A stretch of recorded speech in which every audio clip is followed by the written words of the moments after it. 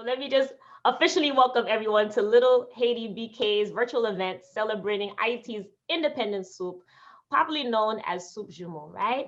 My name is Natasha Gaspard, daughter of Haiti, by way of Brooklyn, New York.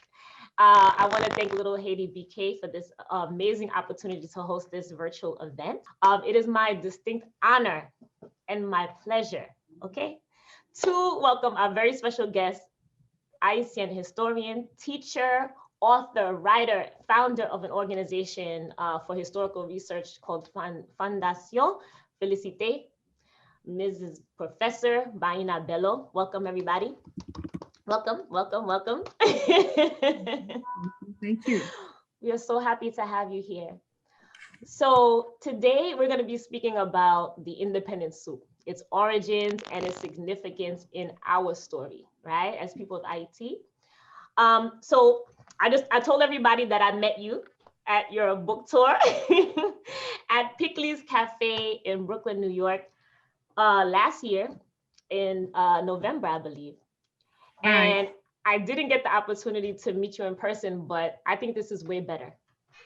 So I'm just elated. I'm elated to be here. So, and I'm so fascinated by this book because, for one, I had no idea. Let me just say that I had no clue. I had no idea that there were women who fought in the Haitian Revolution. And this beautiful woman, the strong woman here on this cover, is Aunt Toya, Tante Toya.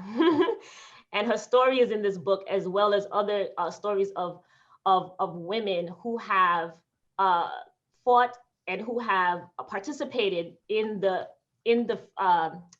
freedom, the independence of our country, of our people, right? And I want to know, can you talk to us? You have a beautiful author's note in the front, and you talk about our story. Can you talk about the importance of learning our story? All right. Um, Greetings to everyone. Jumbo, Alafia, Hotep, the entire African family across the planet. Greetings to all. The number one thing that we would say about, you say about the book, to talk about the presence of our people, the term artistry that we have coined in a certain way. Because as we reflected and on the word itself, it says history, which means his story. So then, if they already tell us they're going to tell us about his story, then we have no right to complain that the women are not there. So, therefore, I do not write about his story. I make sure I look at the whole picture, and I started to see the contribution of children, the contribution of women, the contribution of elders, so many different people involved, all types, every member of the family is involved. And yet, since this is his story, then it doesn't talk about the other folks. So then that's why I say we have to learn our artistry, our artistry. So then we take into consideration when we talk about a woman like Grande Pélagie, who lived to be 105 years old. No, that's not true. I do not know when she passed, but the last information I gathered about her, she was 105. The godfather of Toussaint Louverture was 116 when they arrested Toussaint. I have no other information about him after the date they arrested Toussaint. So I don't know when he passed, but I know he was 116 and he walked from Henry to Gonaïve, over 100 kilometers. He's the only person who followed Toussaint all the way, even though the French keep shooting at him. They didn't want anybody to follow, So anyway, as we look at children like Christophe's son that he sent to France to study at 9 years old. And so then 2 years later, when the revolution started, French officials told Christophe, if you want to see your child again, then you will not be part of the revolution. Christophe replied, my wife is gorgeous. I adore her. We will have many children. So they killed the boy. So we have martyrs and people who gave everything of all, children, elders, female, everybody. But they wrote a his story. So the his story only talk about a few of the men, not even all of them, a few of them. Mm-hmm. Now that's so important because it makes me think about how we see ourselves, right? If we are erased, right? We don't see ourselves. And so as a woman, as a Haitian woman, right? Not knowing the role and also being born in America, because there's a miseducation that goes on here as well, right? So we need to realize that it is important to know our story because we need to place ourselves in the story. We exist, we are here, we contribute, we are more than what I'm just going to use they, we could fill in that blank, what they think that we are, that they say that we are.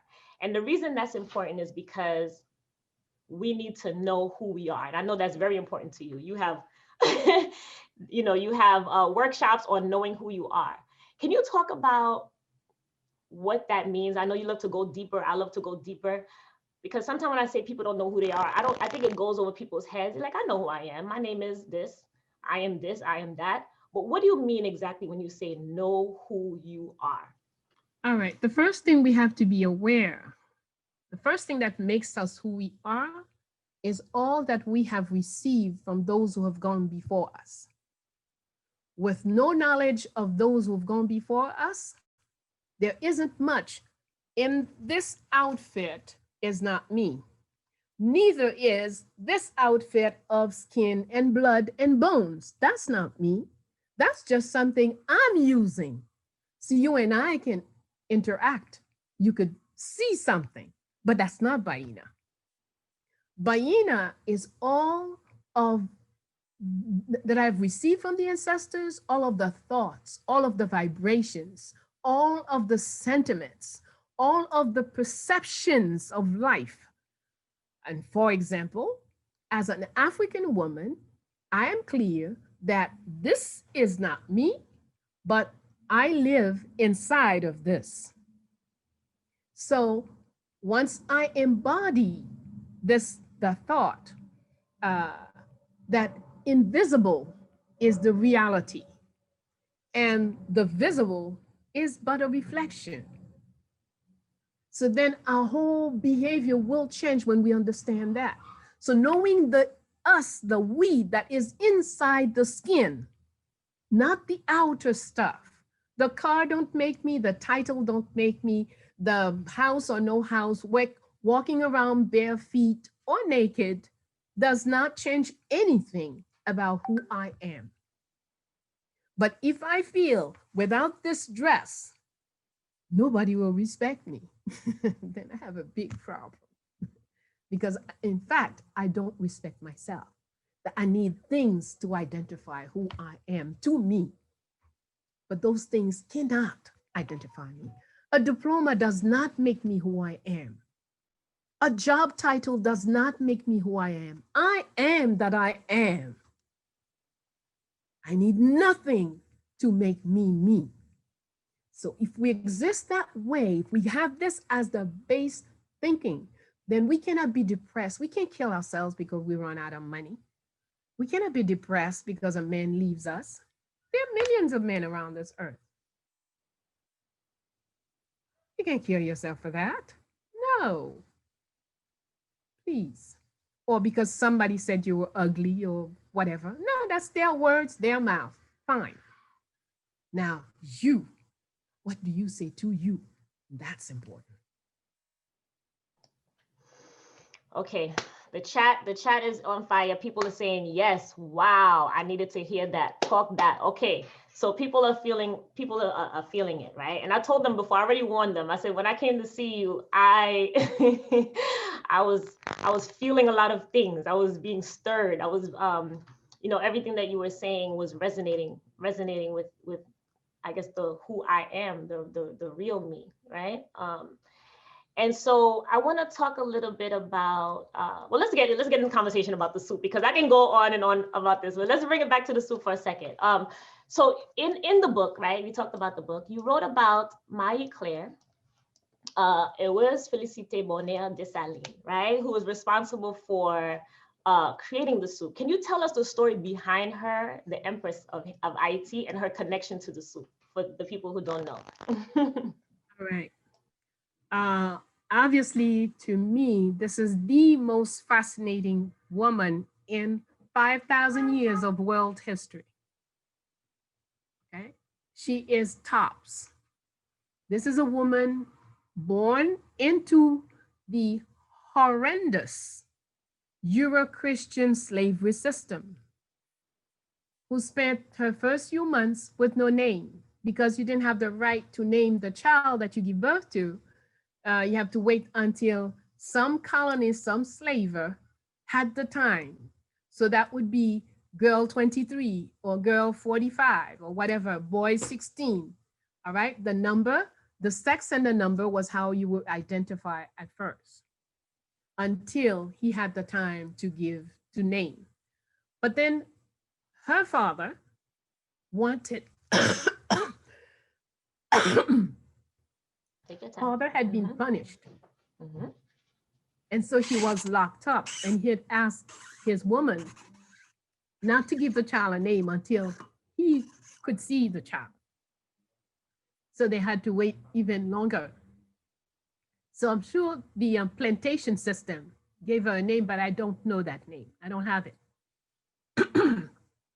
But the father, when he saw his woman for the first time and his baby, he named her Marie Claire Heureuse Félicité. These are 4 first names, no last names. They did not attach neither colonial last names to those 4 names. Now, of course, it's a long story. She lived to be 110. So we'll make a quick jump. So she's born into the structure. She's named by her dad. She's going to have a very interesting life, even within the slavery system. That's where she learned to read and write.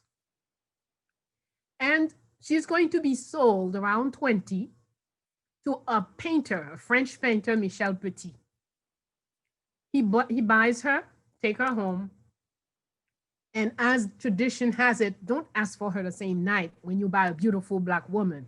You have to wait at least 2 or 3 nights and then say, bring that thing I bought the other day for me tonight.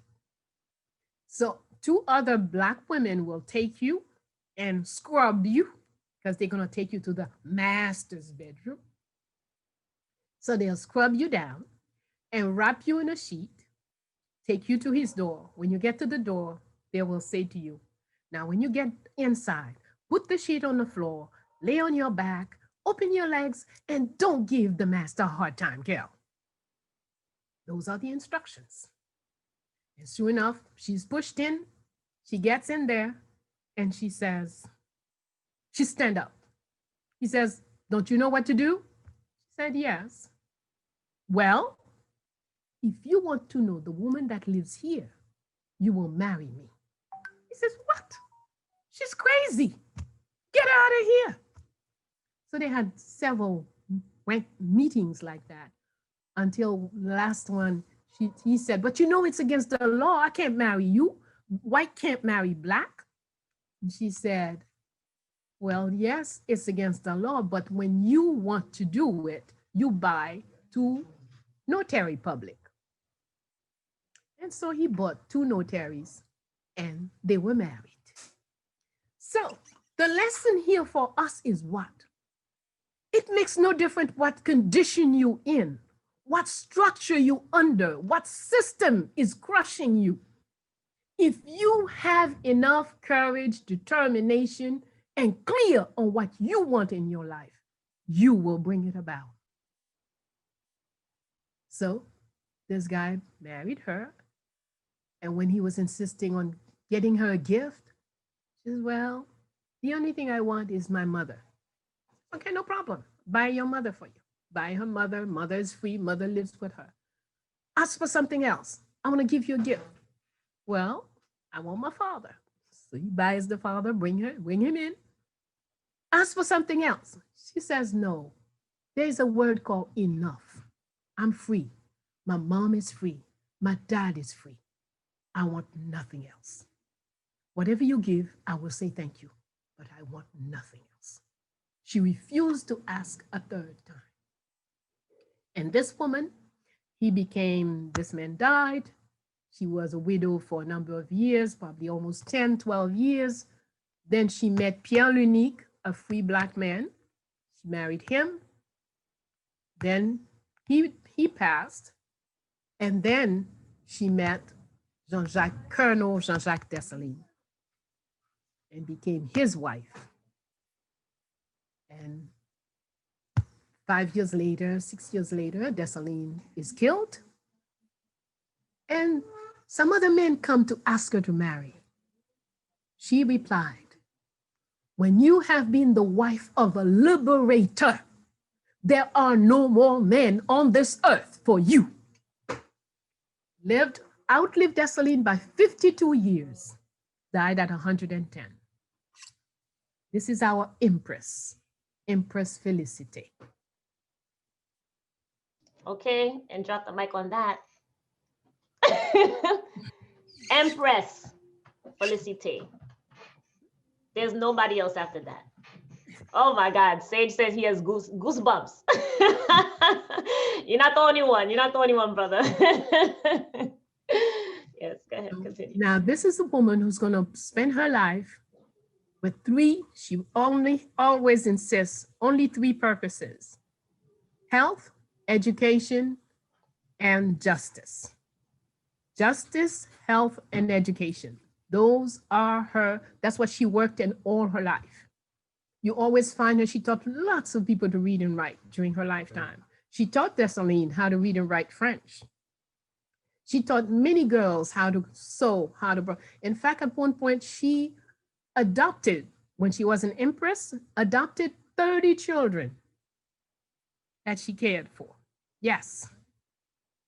She established, she worked in the original Constitution of Haiti, the Imperial Constitution. And one of the things that she contributed is that children should always have a mother and a father. So even if the law in that Constitution says, even if your husband is married and a woman has a child for him, with the wife's permission, he must recognize the child. I don't think I've seen this kind of article in no constitution in the world. Okay. She insisted that Dessalines, even though there was no law about it at first, but insisted that Dessalines should give a monthly stipend to the mothers of his children. It didn't exist as a law nowhere in the world, but she insisted. And one of his replied was, well, I will take out of what I was going to give you to give to them. She says, fine, these children, that's us tomorrow. Wow. So this woman had a mindset. She had not even a mindset, it's not the word. She had something, principle and truth. And she stood on that regardless. Exactly. Mm-hmm. Mm-hmm. Mm-hmm. That is right. That is right. This is the woman, when everybody else was working on parades for January 1st, 1804, speeches for January 1st, 1804, whatever they were working on for January 1st, her worry was, how do we create a food that will keep our population healthy forever? That was her worry. And that's when she come up with what we call today soup joumou, and that she called independence soup.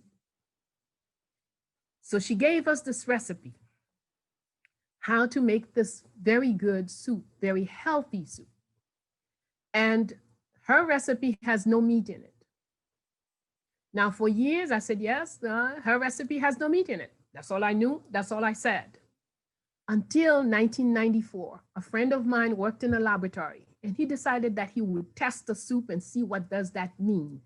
Why, with the soup, with meat, without meat, and whatnot.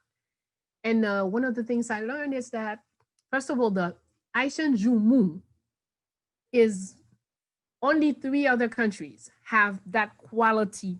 When we say pumpkin, the US stuff is not pumpkin. It looks like it. But when it comes to the nutritional value of pumpkin, the Haitian pumpkin, over 127 vitamins, proteins, all these other things, right? 4 enzymes. One of the enzymes work like a glue. And that's what makes the difference. When you take your soup made with that pumpkin, home pumpkin, then that enzyme keeps all the nutritional stuff lingering in your body for days. If you drop 1 piece of meat in the soup, then this is it. The meat eats the enzymes. So then whatever soup you had, first going to the bathroom, you got nothing else. That's it. But if you're taking it the way if you cook it the way she advised us to, then you have something from 15 to 28 days, the nutritional stuff stays in your body. That's what this woman gave us as a gift on January 1st. And let me tell you this, if you go and check some of the newspapers of 1804, and look at what the Euro-Christians said about us. Many of them said, oh, well, yeah, even if they have independence, it will not last. Within 25 years, everybody will be dead on that island. The island will turn into a big stone. They had these are the greetings that they did for us as our nation became alive, took its place on the world nations. Now, they said 25 years we would disappear. We were about 1 million Haitians at the time.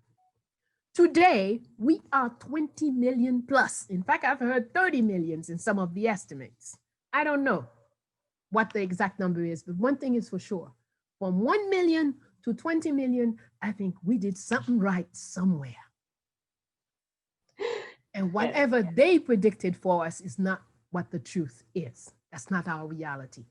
Don't let them put it in your head now. No, you are a most resilient in spite of all the attacks, all the biological attacks, all the military attacks, all the economic attacks like stealing Haiti's gold reserve since 1914. Everything, all the attacks they've done on us, we must resist.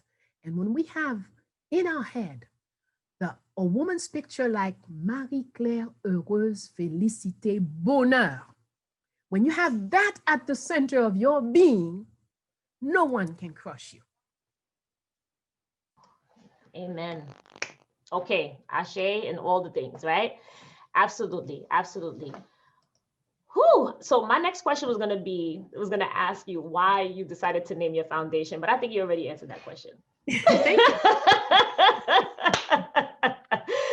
I already know, right?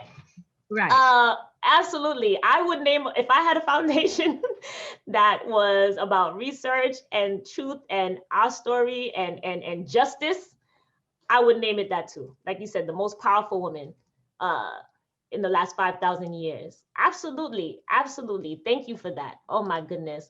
So okay, so let's just go back a little bit. Now, the objective of this conversation was to have an intergenerational conversation. Okay, so let me just give you a little background. I said it in the beginning. I was born and raised in Brooklyn to 2 Haitian parents.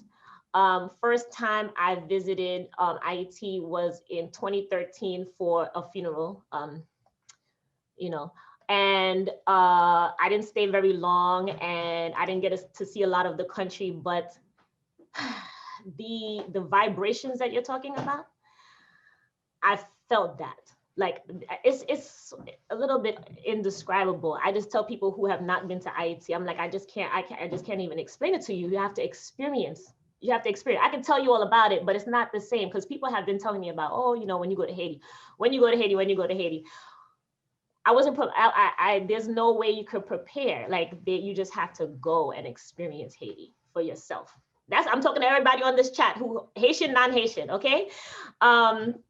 And so we wanted to talk about, excuse me, there's a lot of reasons why, there's a lot of things that separate us from the country, right? For me, physical space, right? I was born here in America, and that comes with its own sets of challenges as far as being a Black person in America, and let alone being a Haitian person in America, right? It wasn't always the best situation as far as how people viewed us, how people interacted with us, how people had in their mind. And like you said, I didn't have this strong foundation of my Haitianness, my Africanness, just who I was inside. I didn't have a strong foundation of that. Let me just clarify. I always had that essence inside of me. That was always there. I just didn't, I couldn't articulate it, and I didn't have the knowledge and the information to say it, to say it out loud. However, so now I'm trying to figure out how can we begin to bridge the gap that we feel as the diaspora, right? People who live outside of Haiti, to get to that inner being, that thing that you're talking about, right? That essence of who we are. How do we start to bridge that gap? And do you see any gaps between diaspora, and when I say diaspora, for those who are not Haitian, Haitians who are living abroad outside of the country? Do you see any gaps in that? And how can we begin to bridge that? All right. In my view, it's not a question of bridging. Okay. Once you know who you are, Mm-hmm. I know who I am, you and I will get along fine. Because I'm not trying to put my thoughts or my words in your mouth, and you're not trying to impose anything to me.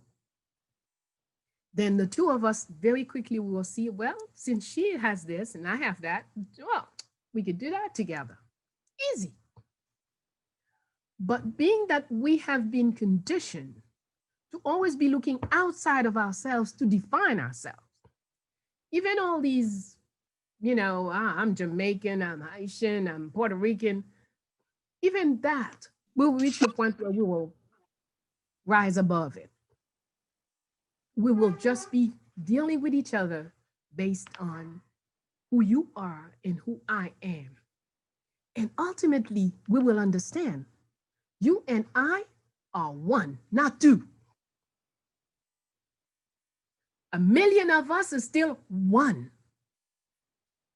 100 million is still one. Once we start to understand this, then getting along, doing things together, it's easy. See? So we just have to grow into the knowledge of self. See? Grow into the knowledge of self. And the knowledge of self will bind us.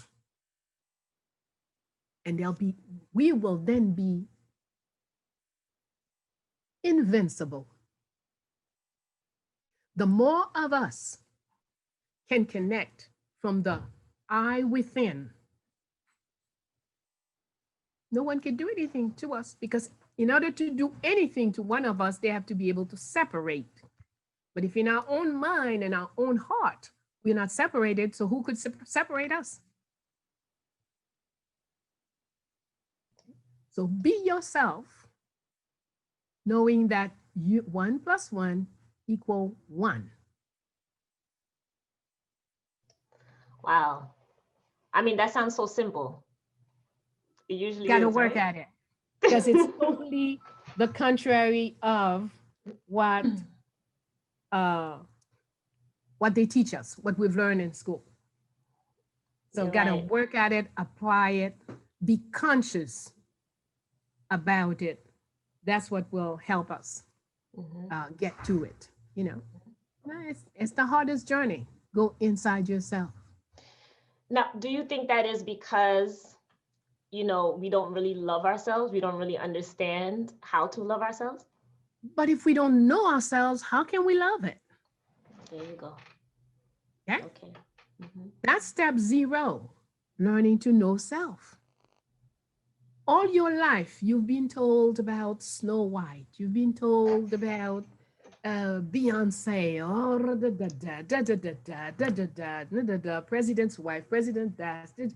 You know, things are just being put in front of you constantly. You gotta have, gotta have, gotta have. Yeah. When do you do this and discover? That's where we got to go. Go in. And that's what the soup is so important. Because this woman went in, and in her vision, what can I do? So our people, even if they don't eat every day, will have a food that will sustain them. She went so far as to tell us, if you spend 4 or 5 days without eating, don't worry. Once you can eat, prepare the soup. If you go 10 days without eating, don't worry. Whenever the first day you can prepare the soup. The next day you can prepare again, do whatever you want. The day after that, do whatever you want. But every time you spend times without food, prepare the soup. It will keep you nutritionally valid. Okay? So this is a fabulous medicine that the woman has given us, a pleasant medicine. And if you look at the way it's practiced in Haiti, on January 1st, no other foods are prepared. Everybody makes the soup. Okay? I make soup, I send to my neighbor makes soup, she sends for me. It's not about giving to the poor, charity, that's not it. It's about sharing. I don't care if the person next door has 5 cars and whatever. I make the soup, I send a bowl for my neighbor. But of course, if I know the neighbor down a little further is living alone, is an elder person, then of course, I will send for her first. But sharing is the whole concept of the soup. To make it independent soup. If you make it and eat it with your husband and your children, that is soup shumu. But if you make it and it walks, goes to the neighbor, goes to the person down the road, goes to that, you invite somebody you don't even know, hey, come on, vous haïtien? Eh bien, vin non, gen soup, oui là, vin prend soup. That's when it is independent soup. Share it with everyone. Okay. Share it as much. That's why Fondation Félicité does her best. And this year we have a special site. Yes, tell us about it, please. www, and of course, all the work of volunteers. They got together and decided to create a website for the soup, not for the Fondation, it's for the soup. www.freedomsoup.org. freedomsoup.org. If you go to that site, you will see some of what we've done so far, because that's our 21st year of making the soup and doing our best to make it available to as many towns in Haiti as possible, to as many people as possible. This year we've gotten because things are so tough, we've gotten bolder. You know, generally we do it, the past few years, it's been because of all the political problems, it has reduced the number of people who gets to share the soup. We've come down to like 3,000, 4,000 people. We used to be around 10, 12,000. This year, we want to go to 15, 20,000. When the going gets tough, we got to get tougher. And the only way we're going to get tougher is with your help. So we're counting on you to make it happen for us. So across the country, on the last Thursday of every year, we have training for all those who want to make the soup so they can come here, learn to make a perfect independent soup, freedom soup, right? We make our soup, men and women, everybody cooks, everybody prepares, and then we share it among ourselves so that everybody knows what kind of quality food they're supposed to serve. When they go home, then in their area, they prepare a great soup for everyone. Wow. Okay, that's amazing. That's amazing. Thank you for doing that. Thank you for doing that. And it's had me thinking about your gifts, right? Using your gifts and your talents and asking yourself, what can you do, right? Because there's so many things that we can do, but what is in you? And I feel like my Claire I'm sorry, I don't want to say her name wrong. It was Felicity, Mhm. right? She was a medicine woman, because how did she know about the enzymes and you know what I mean? This is something innate in her. And she used that gift to create something for her people that is going That's to nourish her people, keep her people sustained, And I think that we can learn a lot from that as far as when we ask ourselves, what is our mission in life? What is our purpose here? And especially if we're Haitian, sometimes I talk to a lot of Haitian people. Every time I hear you're Haitian, my ears perk up and I'm talking to you and we're having a conversation and we're loving on each other and everything. But a lot of times we ask ourselves, we feel a little bit overwhelmed by the issues that the country faces. And sometimes we feel we don't know what to do. We don't know what we can do. And I think that going in, like you said, going in and really finding out, talking to ourselves, discover what those gifts are. And then that's it. It doesn't have to be a big grand thing, but look how this turned out to be a grand thing. I'm sure she wasn't thinking, oh, in 1,000 years, there's gonna be a foundation in my name, and then thousands of people. Like, she wasn't thinking that. She was just thinking about what was needed at the time. exactly. Mhm. And that's exactly the way to change the world. We have to understand we, the children of Africa, are the natural guardians of this planet. So if you think IT is such a huge problem, you can't do nothing about it, what you going to do about our planet that so many people are bent on destroying? So we have to do everything, and all the power is right here. Go in, do what you have to do. The first soup we did 21 years ago, we shared it maybe with 40 people. And then it grew, 2,000, 5,000, 10,000. And then it decreased, situation changed, blah, blah, blah, blah, blah. Then, and now we're down to 4,000. But this year, we're going to push it up consciously and we're going to reach our goals. Yes. So, because we don't let things bring us down, we always rise. That's our natural state. That's who we are. We can't help it. Mhm. You can be jealous. That's your problem, not ours. Mhm. We Mhm. are here to rise, to fly, to care for our planet. So we start with caring for our people right here in IT. Yeah. And even if we have gone to our enemies' schools and learned a reductive perception of ourselves, Mhm. we can re-educate ourselves. You don't even need me.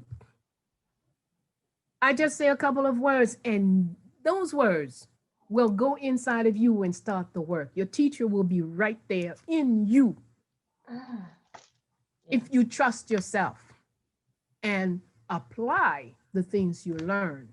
When you learn that this is the way to do, you should do this every morning, take care of your breathing. Take the time to breathe, breathe consciously. That's one of the keys to developing consciousness. And once you have a higher level of consciousness, you can make miracles for yourself and everyone around you. Yes. Trust yourself. Don't let people say, the first time I remember one time we were celebrating Desaline's birthday. First birthday, we had 11 guests. Then we reached 2,000 guests. on the celebration. Wow. But the first few celebrations, some people would say, oh, she's crazy. Nobody knows when Dessalines was born. She's a mad woman. Well, that's their problem, not mine. I don't worry about things like that. I worry about what my inner self says. Bayyinah, you must. I don't care how. Yeah, you have no money. That's your problem. Get it done. There's money out there. Make sure you get it. Get it done. That's it. Mhm. So then I start walking. Sometimes, yeah, I feel my head is heavier than the rest of my body because I don't see at all how to do it. But then you get started and then it happens because we keep thinking it's this body that has to do it. No, the brilliant someone in there who's going to come up with whatever has to. The person who's going to sense, meet you in the street. And I say, oh, would you do blah, blah, blah, blah, blah? Yes. Mhm. That's the person we have to trust inside here, not this one here. Mhm. Okay? And then we could make all kinds of things happen. So it's up to us to get to work and get our work done. Whatever the chief inside says to do, go. That's right. I want to be respectful of your time. I know you have a lot of things on your plate. Do you have time for questions? Because there are people who want to ask. Well, we will take three of them. Let's try and see Three. whether. Okay. Okay. So I see one here. From Irene. How would you, Bayyinah Bello, teach about interconnectedness to the next generation in spite of their constant use of social media? Oh, that's a good question. Thank you, Irene, for that. Why would it be in spite of? Oh. Isn't social media a tool? Are we not right now on social media? Well, it's not. Social media is nothing. It's just a tool, like a machete, a fork, Yeah. a pair of scissors, same thing, just a tool. What you're going to do with it is what's important. Right. So, if it is that we have to be on social media to get our children, our grandchildren, our great grandchildren to join in the work, that's what we're going to do, period. Not in spite of. Use it, it's a tool. It's a tool. Absolutely. Okay, so anyone else in the chat wanted to ask a question? Someone wanted to come off, unmute their mic. Yeah, So yes, go ahead, Ruth. sorry, I have a question. And there was a couple further up too. I know Rashida Morgan had a question and Stephanie has a question. Okay, I love that. I will make this quick. Thank you so much for your words. You've moved me, Professor Bello. I think you've since answered my question, but I would love a little bit more examples. You mentioned, Natasha mentioned something that's interesting, and I think a lot of the Haitian diaspora experienced it growing up in, whether it's Canada, but specifically for me and Natasha was Brooklyn. I always did see a lot of I never did, but I did always see a lot of other Haitian children lying about being Haitian, being picked on, called certain names or whatever. And that kind of crafts our mind state. It crafts the way we see ourselves and the way we see our country. I've had numerous interactions, passionate interactions, asserting the worthiness of Haitians. And I think a large part of the fact that I didn't fall into that was because I wasn't allowed to watch TV and didn't get that sort of media that teaches you other things. But I would love some more concrete ways in which we can engage in to assert what you're saying, which is just like we are otherworldly. We're not just mind and body and what other people think of us, but ultimately that is a large part of how we form self-worth. So what, in addition to re-educating ourselves, as you've mentioned, and you've mentioned a couple examples since I got the question, what are some other concrete things that you think that we can do or raise our children to do in order to avoid that? Okay. What makes us who we are? The number one thing is our worldview. That's number one. Now, are you taking care of your worldview, your perception of what the world is all about? Take conscience that A, you've gone to school and the school has taught you lots of lies. That's number one. If we take geography, In geography, they taught you to recite a continent is a large body of land surrounded by water. And then they tell you there are, if you're in Europe, they'll say 5 continents. If you're in America, they'll say 7 continents. But in both cases, they'll start with Europe. Now take your eyes, put it on a map, put it on a globe, and see if Europe is a large body of land, A. B, is it surrounded by water? In both cases, no. Outright lie. Okay. All the so-called history that they taught us start with 1492. So 1492 and there was nothing before it, right? Obviously, no. If it's 1492, it's not year 1. So how come that's where you start? That's where your interest lies. So people like me go back and look what was happening in the 1200s. What was happening in the 1100s? What was Europe doing in the 10th, 11th, 12th, 1300s? Europe was a decrepit land with its population diminishing every single census. Every time they do the census, they will find that they're less because uncleanliness, sickness, warring on each other forever, all the time, within and without. So they spent 1,000 years warring on each other, slaughtering each other.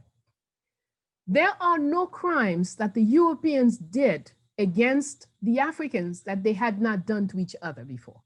They were already experts criminals before they met us. So when we don't have a good perception of history, then it's difficult to have a good understanding of who we are. But then again, we go back a little further. When I go, for example, to the 1st century, and I find that in Dahomey, there was a female army and a male army. 1st century. The female army was more important than the male army because they were the only ones who could walk around the king with weapons. They were the only ones who could assure the security of the king. In fact, in Africa for years, no man could assure the security of the king or queen. Why? We have to ask questions to understand things. So anyway, we don't have a whole lot of time, but what I'm saying is, look a little bit of the his stories they don't tell you in school. That will give you a better understanding of each people that you meet. The Euro-Christians, the Asians, the Euro-Asians, the Aborigines of America have been practically destroyed. The genocide has eliminated, I don't know if it's 80, 90, whatever percentage of them. But we owe them a lot of respect. We own their land. And they are our ancestors too. So we must fight with them, even if they don't understand that us and them are one. Even if they don't understand it yet, we have to fight with them. So as you come to know his story, our story, you will build the strength. Your culture is a pillar. What enabled Haiti to win the war against the 3 most destructive armies in the world? 3 tools that we created prior to the war. We created Voodoo, which is our own world vision, our cosmic view. So we have our own perception of things. And in Voodoo, when we sing songs like La Reine Soleil levé, oh, bon Dieu voye l'aller. La Reine Soleil, we're saying that sun is a female, not a male as it is perceived in the French language. So we have our own perception of things. So the cosmic view, then we created our own language to say things according to the way we perceive it. And automatically that you have your own thought process, you have your own language, then your own way of doing things will evolve. So use those tools that the ancestors created for you. Learn to know them. Do you have to practice Voodoo? Not necessarily. But do you have to know Vodou? Absolutely. That's huge. That's a huge one. Okay, I know you don't have a lot of time. I have two more questions. I'm going to condense them together. Rashida asked, and I love this question because it puts us in a mind frame of thinking impossibility, right? So what do you believe would be the result, right, of everyone in the diaspora knowing and loving themselves? For me, I want to take it further. Like, what is your vision of your foundation in the next, I don't know, have you ever thought 1,000 years? Like, what would it look like if your foundation has reached its mission and has done its purpose? What does that look like? What would that look like to you? Well, very simple. Once we don't have to have everyone. You have to have a critical mass of people understanding what we teach. Okay? A critical mass of people who know themselves. The rest of the people like to follow. So once you have the critical mass of conscious people who want to be themselves and strive and work hard at being themselves, and you have these people establishing the norms, then the rest falls into place. That's all you know. So what I see Fondation is doing its work. Even, for example, if I take the soup as an example, 10 years ago, we were the only ones doing this, but 3 or 4 years, we meet many people on January 1st distributing the soup also. So we say, yeah, good. That's what we want. Now, maybe in 2-3 years, we won't be distributing. We'll just look at the others doing it on TV. So that's what you want. We want to reach a point, we will reach a point where enough of our family knows of themselves. Not just Haitians. The Africans need to wake up too. They need to know themselves too. And then you have a know yourself government in Ghana, a know yourself government in Haiti, a know yourself government in Jamaica. They can bind together and do what has to be done. And then our people can start to rise back in knowledge of self and knowledge of the collective self, which is power. That's it. Wow. That's all we want. That's all we want. Yeah. So, and I give myself no more than 7 years. I want to see. That's it. Okay. Okay. Absolutely. Oh my God. Professor Bayyinah Bello, I cannot thank you enough for this conversation. I see the comments. People are moved. People are enlightened. I just want to let people know that Bayyinah Bello does use social media. Okay, so if you want to find out more about her, you can definitely. You have a series called Bayyinah and Friends that I've been watching. That I've been telling everyone. I'm sharing links. I'm telling you, watch this, watch this, watch this. Where you speak about these things with all types of people all over the world. And I did see the conversation you had with Dr. Tata in Africa, and she was blown away too. I loved it. So just one last thing, I just want to let people let people know that they can donate, they can help you reach that goal, surpass the goal, okay, of collecting the money to get the things for the soup so your foundation can go and distribute the soup on January 1st. And that is freedomsoup.org. I know I'm going to go after this and donate. I hope everybody does too. I want to thank you. I hear the roosters in the background. I love it. Yes. His name is Bel Garçon. Oh, Belkacon, okay. Yes. So again, thank you. I know we had a rough start, but it all worked out in the end like it always does. And I thank you. I cannot wait to be in contact with you in the future. I know we're going to be doing wonderful work together. I'm just putting that out there. I already know it. Thank you so much. Thank you again. Happy Independence Day in advance.